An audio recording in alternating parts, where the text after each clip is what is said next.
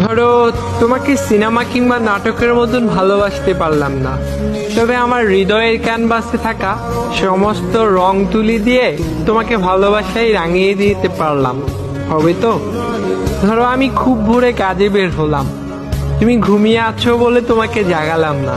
তোমার বিছানার পাশে চিরকুটে লিখে দিয়ে গেলাম, যতক্ষণ খুশি ঘুমাও, আর উঠে নিশ্চয়ই কিছু খেয়ে নিও।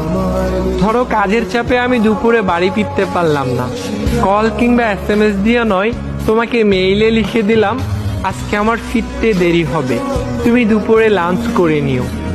ধরো, রাতে তুমি ঘুমিয়ে আছো, হঠাৎ তোমার ঘুম ভেঙে গেল, আর তুমি চোখ মেলে দেখলে আমি বিছানার পাশে বসে আছি আর চেয়ে চেয়ে তোমাকে দেখতেছি। তখন তুমি রাগ করবা না তো?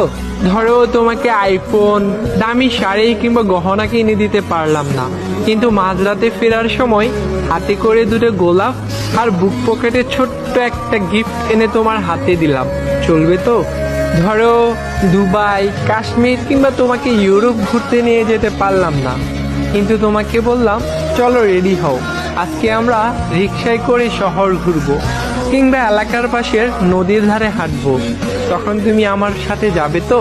ধরো, তোমাকে দামি কোনো রেস্টুরেন্ট কিংবা বুফে খাওয়াইতে নিয়ে যেতে পারলাম না, কিন্তু এলাকার পাশের টং দোকান থেকে ফুচকা আর বাদাম কিনে খাওয়াইলাম।